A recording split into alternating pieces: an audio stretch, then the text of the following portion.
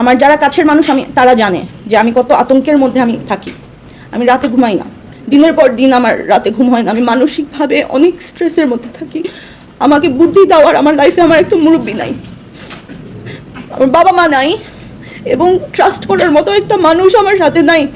নিজের বুদ্ধিতে আমি যা পারি করি, নিজের বুদ্ধিতে এত বছর পর্যন্ত আমি আমার কোনোভাবে যা পারি আমি ধরে রেখেছি। অনেক কিছু আমি ধরে রাখতে পারি নাই, অনেক কিছু আমার হাত থেকে ওরা নিয়ে গেছে।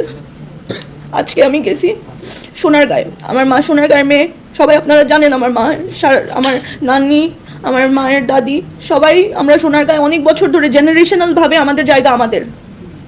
আমার বড় মায়ের জায়গা ছিল, আমার বড় মায়ের জায়গা সে সব আমার নানিকে দিয়েছে, আমার নানাকে দিয়েছে, এবং সেই জায়গা আমার নানা নানির ঘরে আমার মা সহ আরও 4 ভাই এবং আরও 2 বোন, 7 ভাই বোনকে এরকম জায়গা দিয়ে গেছে।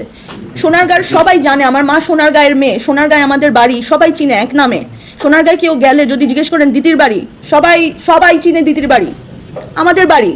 আমাদের বাড়িতে আজকে অন্য মানুষরা কারা গিয়ে আমাকে মেরে আমার পা ভেঙে ফেলছে, আমার গাড়ি ভেঙে ফেলছে, আমাদের গায়ে বড় বড় ইট।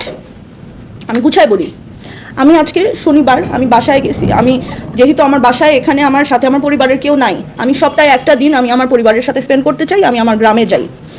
আমি আমার গ্রামের, আমার ফ্যামিলি খুবই সিম্পল, খুবই নিরীহ মানুষ। কেউ আমাদের লাইফে কেউ কোনো পলিটিক্সে নাই। যদি পলিটিক্সে থাকতো বা হয়তো যদি এরকম কিছুতে থাকতো তাহলে সবাই অনেক বড় বড় জায়গায় পজিশনে থাকতো। আমার ফ্যামিলি গিয়ে দেখেন খুবই বাজে অবস্থায় থাকে, খুবই সিম্পল লাইফ ওদের বাবা মারা, আমার মাও কিছু ওদের কেমন কিছু করে দেয় নাই। ওরা জাস্ট ওদের ফ্যামিলি, ওরা যেটা পৈতৃক সম্পত্তি পেয়েছে সেটাতেই ওরা একদম সিম্পল নর্মাল লাইফ লিড করে। এটা যেই সোনারগাঁয়ে যাবে জানে এদের মধ্যে কোনো শোষা নাই, কোনো করাপশন নাই। আমার ফ্যামিলি এরকম মানুষ না। আমার মাকে আপনারা সবাই চিনেন, আমার মাকে অনেক বছর ধরে সবাই চিনেন। আমার মায়ের ক্যারেক্টার কিরকম ছিল, আমার ফ্যামিলি এরকম, আমাদেরকে এরকম করে বড় করছে। আমরা এগুলা করতে পারি না, আমরা গুন্ডামি করতে পারি না, মিথ্যা এগুলা মানুষকে এগুলা আমরা করতে পারি না। এবং সেই কারণে আজকে আমার এই অবস্থা।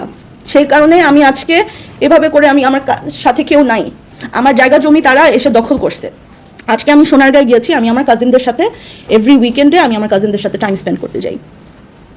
আজকে আমি গেলাম, প্রথমেই আমার তো বিভিন্ন দিক দিয়ে আমি তো সবসময় টেনশনে থাকি যে আমি একা একা এখানে আছি, আমার এই যে ফ্ল্যাট দখল হয়ে যাচ্ছে, আমার ওখানে বিল্ডিং দখল হয়ে যাচ্ছে, ভাড়া কেউ আমাকে দেয় না, আমি একা কিভাবে পারবো, আমি পারি না। আমি অনেক স্ট্রেসের মধ্যে থাকি, কাউকে বলি না, কাউকে জানাই না। আমি আমার সোশ্যাল মিডিয়াতে সবাই অনেকে দেখে যে আমি খালি বোকা বোকা মানুষের মতো পোস্ট দিই। হ্যাঁ, don't talk please, don't interrupt me. আমি কেক বানাই, আমি কুকুর, আমার বিড়াল, গাছপালা নিয়ে বসে থাকি। আসল কথা হলো আমি খুব আনসেফ ফিল করি। আমি যে একা, আমি যদি নাই হয়ে যাই, আমাকে যদি কেউ মেরে ফেলে, এটা প্রশ্ন করার কেউ নাই। আমি চাই যে মানুষ জানুক যে আমি ছিলাম, একটা মেয়ে ছিল যে এরকম পোস্ট করতো।